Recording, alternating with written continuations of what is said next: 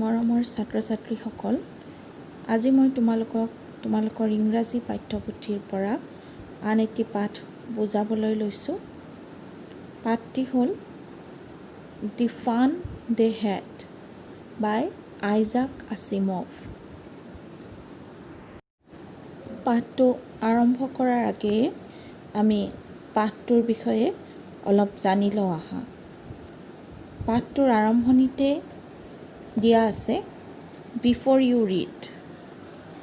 The story we shall read is set in the future, when books and schools, as we now know them, will perhaps not exist. How will children study then? The diagram below may give you some ideas. Isaac Asimov যিটো গল্প লিখি উলিয়াইছে সেইটো ভৱিষ্যত কালত লিখা হৈছে। যেতিয়া আমি যেনেকৈ বৰ্তমান কিতাপ পঢ়ি আছোঁ, স্কুললৈ গৈ আছোঁ, এটা সময় আহিব যেতিয়া এই কিতাপবোৰ নাথাকিব।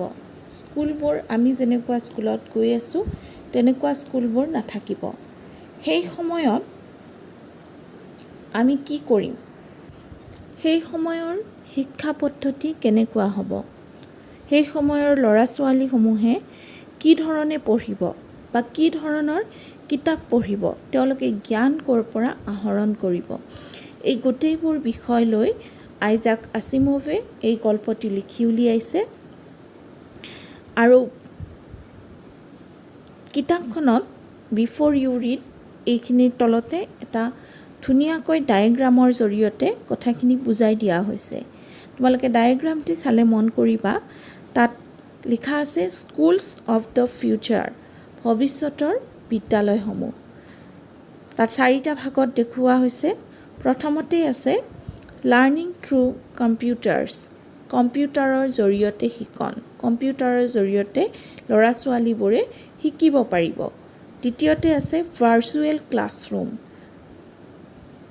যিটো আমি বৰ্তমান স্কুল গৈ আছোঁ, স্কুলবিলাক হৈ আছে, স্কুলবিলাক কি ধৰণে হৈ আছে, আমি শিক্ষক আৰু ছাত্ৰ ছাত্ৰী মুখামুখিকৈ থাকি আমি পাঠ গ্ৰহণ কৰিম।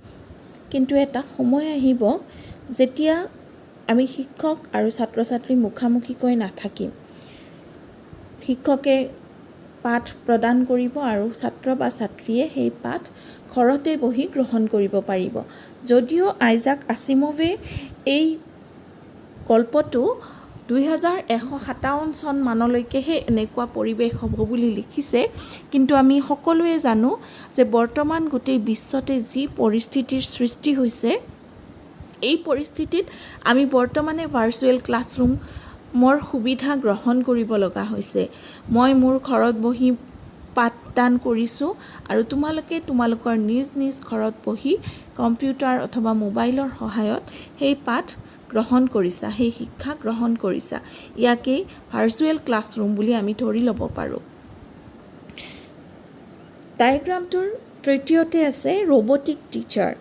আমি বৰ্তমান তোমালোকক তেজ মঙহৰ মানুহে শিক্ষা প্ৰদান কৰি আছোঁ, কিন্তু এনেকুৱা এটা সময় আহিব যেতিয়া হয়তো শিক্ষা দানৰ বাবে ৰবটৰ ব্যৱহাৰ কৰা হ'ব। আমি সকলোৱে জানো যে পশ্চিমীয়া দেশবোৰত বৰ্তমান সময়তেই ৰবটক বিভিন্ন কামত ব্যৱহাৰ কৰা হৈছে। গতিকে এনে এটা সময় আহিব হয়তো ৰবটক শিক্ষাদানৰ কামতো ব্যৱহাৰ কৰা হ'ব।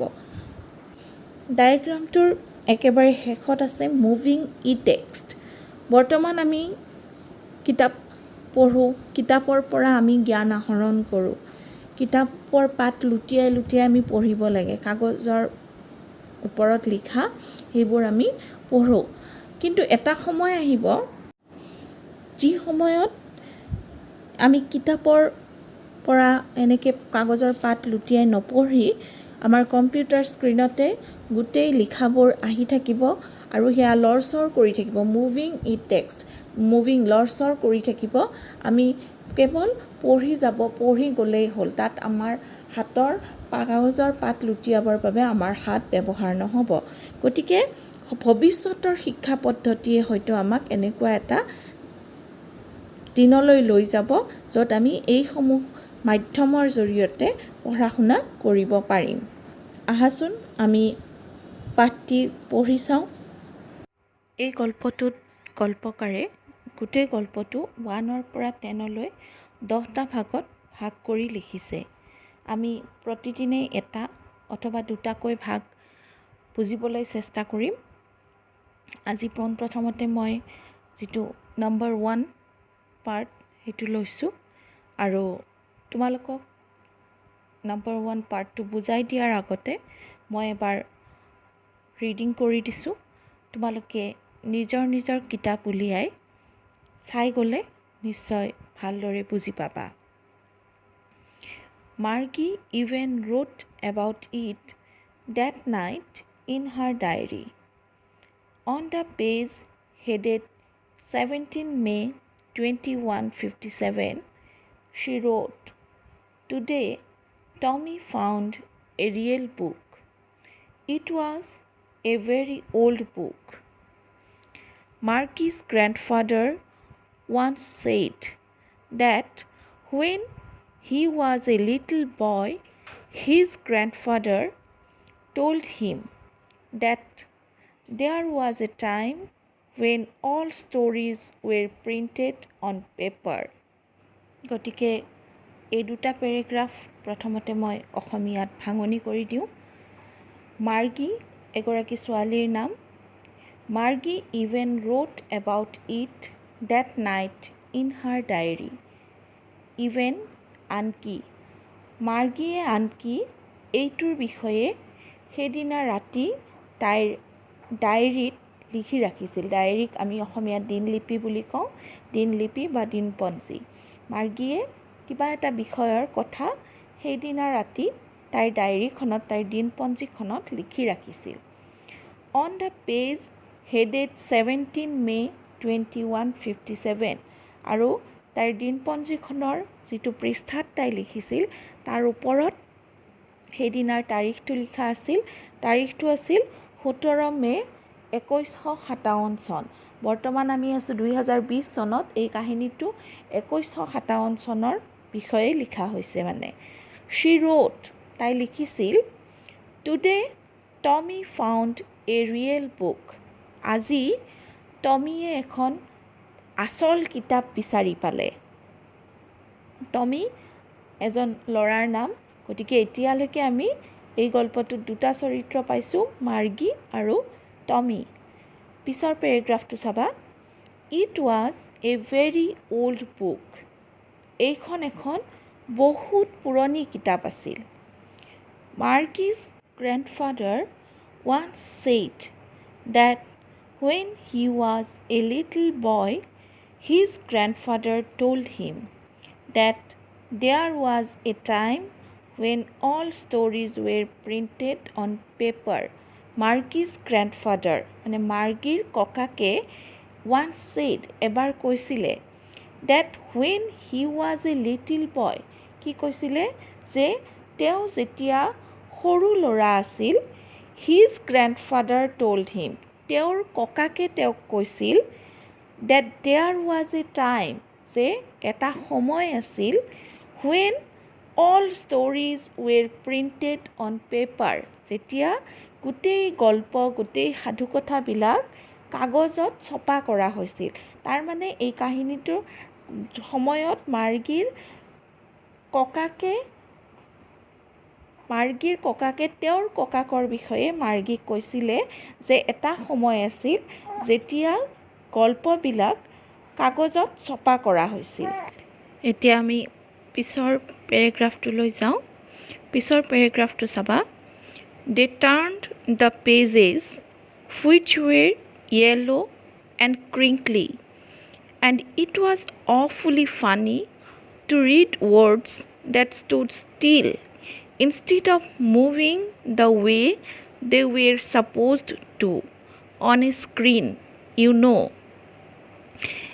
And then, when they turned back to the page before, it had the same words on it that it had when they read it the first time. They turned the pages, সিহঁতে পৃষ্ঠাবোৰ লুটিয়াই চাইছিল, যিখন কিতাপ বিচাৰি পাইছিল কিতাপখনৰ পৃষ্ঠাবোৰ লুটিয়াই চাইছিল। হুইচ ৱেৰ য়েল্ল', কিতাপৰ পৃষ্ঠাবোৰ, কিতাপৰ পাতবোৰ কেনেকুৱা আছিল, হালধীয়া হৈ গৈছিল, বহু দিন পুৰণা হোৱাৰ কাৰণে কিতাপখনৰ পাতবোৰ হালধীয়া হৈ গৈছিল। এণ্ড ক্ৰিংকলি, ক্ৰিংকলি মানে হ'ল কিতাপখনৰ পাতবোৰত বহুত ভাঁজ পৰিছিল। আমি সাধাৰণতে কি কৰোঁ, কিতাপ পঢ়োঁতে চিন দি ৰাখিবৰ বাবে ভাঁজ কৰি থৈ দিওঁ কিতাপখন, বা বিভিন্ন ধৰণৰ কথা মনত ৰাখিবৰ বাবে তলত কি কৰোঁ, আণ্ডাৰলাইন কৰি থওঁ। এনেকুৱা কিতাপৰ পাতবিলাকত, কিতাপৰ পৃষ্ঠাবিলাকত ভাঁজ কৰি থোৱা হৈছিল অথবা তলত দাগ দি থোৱা তেনেকুৱা ধৰণৰ চিন আছিল। এণ্ড ইট ৱাজ অফুলি ফানি, আৰু এইটো সিহঁতৰ বাবে অফুলি মানে খুবেই বহুত বেছি ফানি, হাঁহি উঠা কথা আছিল। To read words that stood still, এই যে কিতাপৰ শব্দবিলাক যিবিলাক একেবাৰে স্থিৰ হৈ আছিল, সেইবিলাক পঢ়াটো সিহঁতৰ কাৰণে হাস্যকৰ কথা আছিল, খুবেই হাঁহি উঠা কথা আছিল। Instead of moving the way they were supposed to, সিহঁতে ভাবিছিল, সিহঁতে যিহেতু কম্পিউটাৰ স্ক্ৰীণত কিতাপ পঢ়িছিল, কম্পিউটাৰ স্ক্ৰীণত সাধাৰণতে কি হয়, আখৰবোৰ মুভ কৰি থাকে সিহঁতৰ। যি টেলিবুকৰ কথা কোৱা হৈছে, মাৰ্গী আৰু টমিয়ে পঢ়া বুলি, পিছলৈকে আমি পাম টেলিবুক বুলি কৈছে। এই টেলিবুকত কি হয়, কিতাপ যেতিয়া তেওঁলোকে পঢ়ি যাব, আখৰবিলাক নিজে নিজে লৰচৰ হৈ গৈ থাকিব।